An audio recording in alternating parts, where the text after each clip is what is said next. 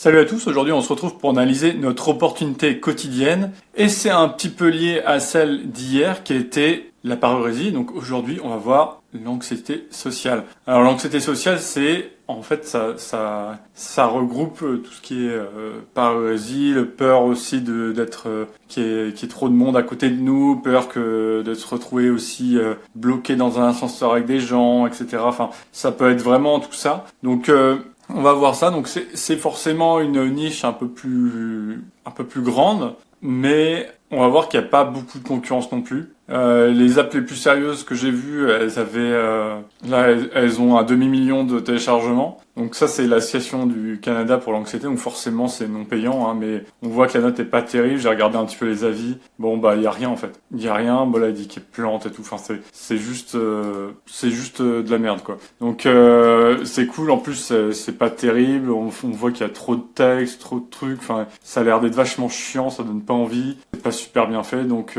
franchement c'est pas trop dur de faire mieux. Donc là le problème c'est que c'est gratuit. Il y en a une autre aussi qui est gratuite, c'est celle-là. Celle-là est gratuite aussi, mais pareil, encore une fois, il y a pas grand-chose. Hein. J'ai regardé un petit peu les avis, il y a rien du tout. C'est du gadget, hein. C'est des gens qui ont fait ça parce qu'ils sont touchés personnellement par le problème et que ça les touche, quoi. Donc, mais il y a rien. Donc, ils ont mis des petits jeux pour se relaxer, pour contrer un peu les crises d'angoisse. Encore une fois, les jeux, à ce qui paraît, ils sont plus stressants qu'autre chose. Donc voilà quoi. C'est pas au point. Il y a rien. Et puis là, on voit, il y a après, bon ça c'est inexistant, c'est complètement pourri. Et puis après, on tombe sur le truc de méditation quoi. Donc en gros, il y a 5 personnes sur le créneau en France et même là, c'est même pas des applis françaises. Donc il y a de la place. Honnêtement, bon, et puis il y a quand même de la demande, hein, parce qu'on voit que l'association du Canada a réussi à avoir quand même 500 000 téléchargements, c'est quand même énorme. Le problème, ce serait plus pas d'avoir des téléchargements, mais d'avoir des utilisateurs payants pour ce genre de choses. Parce que même si on est sur un problème vraiment sérieux et qui peut gâcher la vie des gens totalement, hein, si vous n'êtes même pas capable de sortir de chez vous, etc., là, ça peut vraiment vous handicaper. C'est un problème quand même important, mais les gens, encore une fois, en France et tout ça, sont pas toujours prêts à payer pour ce genre de choses, donc la monétisation est peut-être pas si simple que ça. Je pense clairement qu'il faut cibler le marché US là ou international en tout cas pour ce genre de choses, parce que j'ai peut-être obligé de le préciser hier aussi pour la parurésie, donc la vessie timide, pour ceux qui n'ont pas vu la vidéo. C'est si on reste sur le marché français, là il y a peut-être pas assez de gens qui seront intéressés par le produit, donc il faut vraiment aller dans le marché international, traduire son application, faire l'effort. Maintenant avec les IA et ça, c'est pas très compliqué, on peut faire un truc de bonne qualité quand même. Donc voilà, donc il y aura forcément des fonctionnalités qui seront pas forcément disponibles, hein. Si vous faites du coaching directement, si vous mettez en relation des gens pour les aider et tout ça, vous pouvez pas forcément en avoir dans toutes les langues, mais déjà la plupart des fonctionnalités vous pouvez que déjà les implémenter quand même. Donc voilà, le principal concurrent, on va dire, que j'ai vu, celui qui a une application un peu solide, on va dire, qui a même mis en place un coach IA et tout ça. Enfin, c'est très marrant. Je l'avais noté avant de voir, bien sûr, parce que ça peut toujours être pratique d'avoir un coach IA, même si pour ce genre de choses, je pense que un humain c'est toujours mieux en fait. C'est vraiment toujours mieux d'avoir un humain derrière.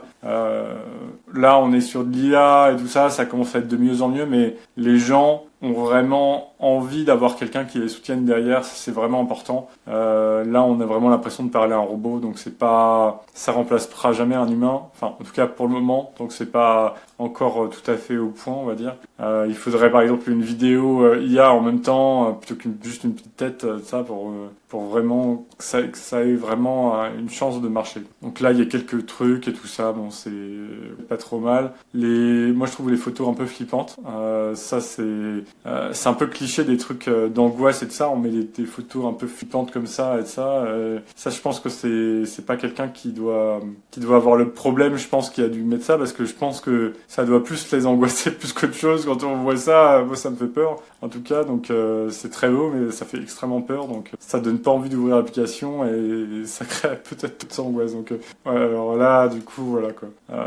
Ouais, là encore, on a des beaux visuels, hein, c'est super beau, mais est-ce que c'est vraiment ça dont on a besoin? Je pense qu'il faut un truc plus réconfortant, hein. On n'est pas là pour avoir des trucs flippants comme ça, donc c'est très bien. Là, il y a de la méditation, tout ça, c'est très très bien. Cette application, elle est vraiment bien. Elle fait pas tant que ça. Je pense que le mec qui a dû faire ça a pas dû la mettre en avant du tout, voire, il a dû lancer ça et se dire, hop, on va essayer, sans en faire la promotion sur les réseaux sociaux, etc., parce que sinon, il aurait quand même un peu plus de revenus et de téléchargements. Bon, après, on voit que le mec l'a complètement abandonné, hein. Ça fait plus d'1 an qu'elle n'a pas été mise à jour, donc je pense que c'est une concurrence qui va s'effriter petit à petit.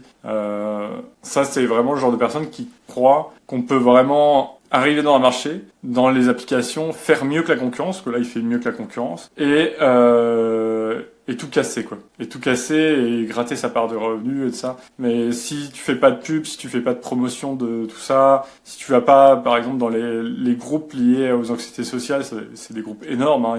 Il y a plusieurs dizaines de milliers de personnes dans ces groupes-là et tout ça. Tu peux t'intégrer, faire la promotion. C'est exactement le même principe que ce que je disais hier pour le problème de la vessie timide. Tu dois t'intégrer dans les groupes, pas essayer de faire ta pub directement, mais voilà, essayer de t'intégrer, de parler un petit peu, et puis après, tu parles un petit peu de ton app. Tu peux faire des vidéos un peu, essayer de faire des vidéos virales sur TikTok, essayer de créer une audience sur YouTube, ça c'est du plus long terme, donc ça demande quand même plus de travail, ça, à voir si vous êtes capable de le faire, de le tenir sur le long terme, parce que le sujet quand même il est assez lourd, hein. C'est sympa de parler un petit peu de phobie sociale et de ça, mais c'est quand même être en relation avec des gens qui sont souvent aussi déprimés, donc c'est pas un milieu très attirant, on va dire. C'est assez dur de travailler dans ce secteur-là, donc à voir si vous êtes prêt à faire ce travail ou si c'est vraiment juste un truc que vous essayez de faire un one shot et de faire du gros buzz rapidement en essayant de trouver un concept intéressant pour les shorts et les reels et les TikTok et tout ça. Donc à voir quelle est votre stratégie, ça c'est vous qui décidez. Mais en tout cas, il y a clairement une opportunité là-dessus parce qu'il y a des gens qui sont touchés par ce problème-là. Et encore une fois, quand on a de l'anxiété et tout ça, la seule chose qu'on ait toujours avec nous, c'est notre téléphone. Donc c'est notre téléphone, donc ça peut être une app, mais ça, j'en ai pas trop parlé, mais ça peut aussi être, si vous êtes développeur web par exemple, ça peut aussi être une application web, hein, ça peut être même un site web et tout ça, donc qui propose les mêmes fonctionnalités, donc un SaaS, voilà quoi. Du coup, alors par contre, pour tout ce qui est médical, surtout en France, en Europe, évitez d'être trop gourmand. Parce que on est habitué d'avoir tout gratuit au niveau médical et de pas payer, c'est quelque chose d'un peu sacré le médical, hein, surtout en France. Donc évitez d'être trop greedy, hein, de trop en vouloir. Je pense qu'il faut laisser une grande partie de l'application gratuite et mettre des services un peu vraiment qui donnent envie aux gens de les utiliser, payants, on va dire, mais la partie principale de l'app doit être gratuite quand même, pour montrer aussi que vous êtes de bonne volonté, on va dire, que vous n'êtes pas là que pour faire de l'argent. Quand on fait des apps et de ça, on est bien sûr là pour faire de l'argent, mais faut pas que les gens le sachent en fait, parce que surtout en Europe, on n'aime pas trop que ça. C'est très mal vu quelqu'un qui essaie de gagner de l'argent et tout ça. Aux États-Unis et dans les pays anglo-saxons, c'est différent. Ils sont totalement décomplexés là-dessus. Nous, faut qu'on gagne de l'argent, mais discrètement, quoi. Voilà. Donc, on peut pas être aussi agressif que sur des apps américaines. Donc, peut-être avoir des forfaits différents si vous essayez d'intégrer le marché américain. Vous pouvez aussi faire payer plus cher aux Américains parce qu'ils ont plus d'argent. Hein. Ils sont moins taxés, donc ils ont plus d'argent. Puis ils ont des plus gros salaires et tout ça parce que aussi ils sont moins chers aux entreprises, il y a moins de charges patronales, il y a moins de charges salariales, donc forcément les entreprises peuvent reverser plus, elles sont plus compétitives, il y a plus de start-up parce qu'il y a moins de taxes, et etc. Donc ça fait boule de neige en gros, et du coup en Europe on se retrouve un peu mis à l'écart, on est un peu plus pauvre, donc à vous de vous adapter là-dessus. Ok, donc on va noter rapidement cette opportunité. Donc rentabilité de la concurrence, là on est sur du 11. Hein. C'est pas rentable hein, pour le moment. Les gens n'ont pas réussi à trouver un bon modèle. Tous ceux qui ont un bon modèle, je pense que c'est cette application. Mais y a un truc annuel de 29 €, donc c'est pas très cher, ça va. Mais le problème c'est qu'il a pas dû faire la promotion de l'app tout simplement. Parce qu'il y a clairement une demande du marché. Donc demande du marché, on peut mettre 16, hein, c'est sûr qu'il y a une demande de marché. Par contre, faut l'étudier. Hein, si vous n'êtes pas du tout familier avec ce problème-là, bien sûr, comme tous les marchés, faut l'étudier. Faut essayer d'aller dans les groupes, de poser des questions aux gens, de savoir comment ça se passe, quels sont leurs problèmes, qu'est-ce qu'ils aimeraient bien avoir comme solution. Enfin voilà quoi, ça peut, je sais pas, ça peut par exemple être une petite option où t'as un petit, je sais pas, un nounours qui les réconforte ou un truc comme ça. Et dès qu'ils vont pas bien, ils peuvent appuyer directement et hop, il y a le nounours qui fait un petit câlin ou un truc comme ça, tu vois. Ça peut vraiment être un truc bête comme ça qui peut vraiment tout changer, faire qu'une app est bonne ou mauvaise quoi. Donc faut vraiment se renseigner là-dessus. Saturation du marché, bah là on peut mettre 16, hein, c'est clairement pas saturé, il y a rien. Monétisation potentielle, là on va mettre 12 parce que quand même on peut pas gratter à mort dans tout ce qui est médical en Europe en tout cas. Après si on était que sur le marché américain, je mettrais peut-être 14-15 parce que eux ils ont l'habitude d'investir énormément dans leur santé, donc et ils sont beaucoup plus décomplexés là-dessus, donc il n'y a pas de problème. Opportunité d'amélioration, là on va être sur de 14. Pour une fois, il n'y a pas énormément d'opportunités d'amélioration que ça. Franchement, je pense que même si vous faites une application de ce style-là avec des visuels un peu moins flippants, déjà juste ça avec une bonne promotion, déjà vous êtes sur quelque chose qui peut marcher et qui peut être rentable. Donc après, plus vous en ferez, plus il y a de chances que ça marche forcément. Mais là en fait, on est clairement sur cette application-là, on est clairement sur le cliché du développeur qui ne sait pas faire de marketing quoi. Donc là, faut vraiment se renseigner sur le marketing, c'est tout aussi important que de faire une bonne application. Si vous faites une super application mais que personne n'est au courant, ça ne sert absolument à rien. Donc faites attention à ça, essayez de faire connaître votre application par tous les moyens, hein, légaux bien sûr. Mais voilà, donc essayez de tout faire du moment que c'est rentable pour vous, même si ça peut être de la pub ou je sais pas quoi, ne crachez sur rien du tout. Tout peut être intéressant. Essayez un peu tout, voilà. Donc alors technologie disponible, bah là on est sur du 16, hein, tout est disponible, il y a pas de problème. Barrière à l'entrée, on est sur du 14 parce que je trouve que c'est assez facile quand même de rentrer là-dedans. Il y a pas, bon, comme encore une fois, il faut de l'empathie, faut comprendre un petit peu les problèmes des gens, donc voilà. Coût de développement. Là, on est sur du 14 aussi à peu près, hein, parce qu'il n'y a pas un énorme coût de développement, pas de technologie particulière, vous pouvez mettre aussi de l'IA et tout ça, bon c'est un petit plus, mais est-ce que ça va vraiment changer les choses? Je ne pense pas. Le mieux serait qu'il y ait vraiment des personnes derrière qu'on puisse contacter, avec par exemple un forfait un peu premium ou coûterait un peu plus cher, où on a vraiment accès à un coach personnalisé qui se substitue pas à un psy bien sûr, hein, parce que ces gens-là des fois ont des problèmes qu'il faut quand même régler.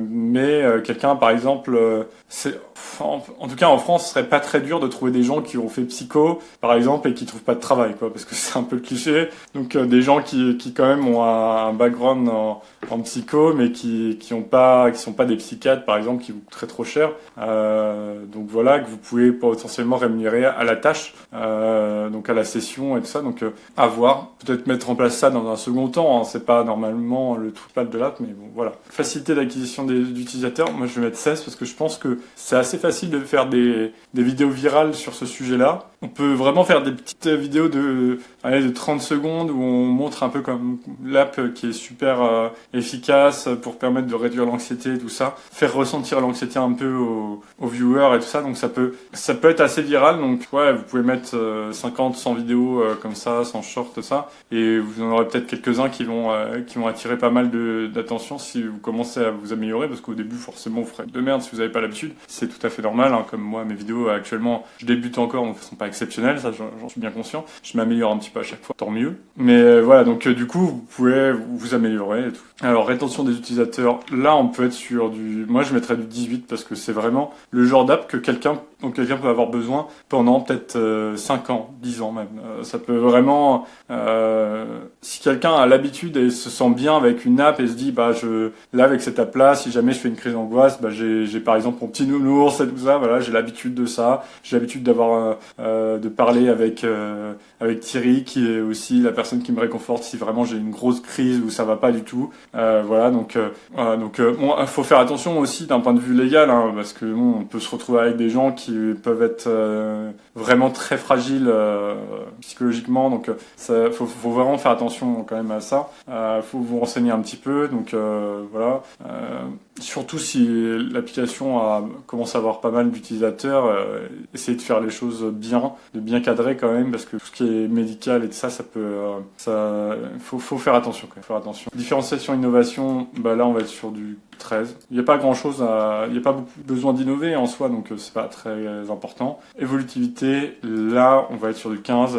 Avec tout ce qui est IA et ça, justement, on pourra peut-être remplacer les coachs, pas forcément complètement, mais bon, peut-être que moins de personnes en auront besoin. Je vous rappelle bien sûr les fonctionnalités IA, il vaut mieux les mettre derrière un abonnement et tout ça, parce que ça peut vite être un gouffre financier, pour le moment on va dire. Ça change petit à petit, tous les mois c'est de moins en moins cher, la plupart du temps on peut commencer à trouver des trucs un peu moins chers. Il y a peut-être des solutions maintenant qui sont plus rentables, mais que je connais pas, je suis pas expert du tout en IA, donc à vous si vous connaissez, que voilà vous avez des moyens de faire des trucs qui sont plus rentables et qui restent performants, hein, donc sautez sur l'opportunité. Donc voilà, donc on se retrouve avec une note de 14,58, donc une note tout à fait correcte, hein. Généralement les opportunités que j'ai déjà testées sont à peu près dans ces eaux-là. Celle-ci, encore une fois, le truc qui est un peu gênant, c'est qu'il n'y a pas vraiment de gros... Moi j'aurais aimé qu'il y ait une app par exemple qui fasse 20 000 par mois, ce qui est tout à fait possible, même sur le marché francophone et européen,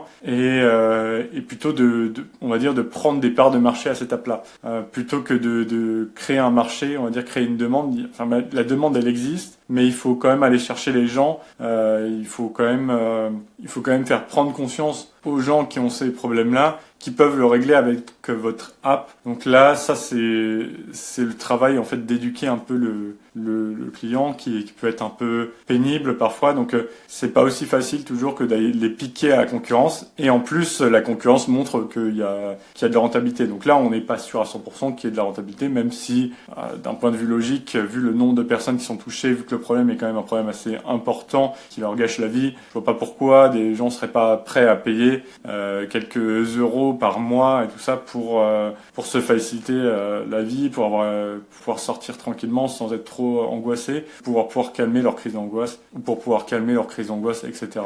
Donc là encore, il y a un marché, mais il faut aussi une bonne promo. Voilà, donc je vous souhaite une bonne journée, et demain on verra une autre app, une autre opportunité. Salut!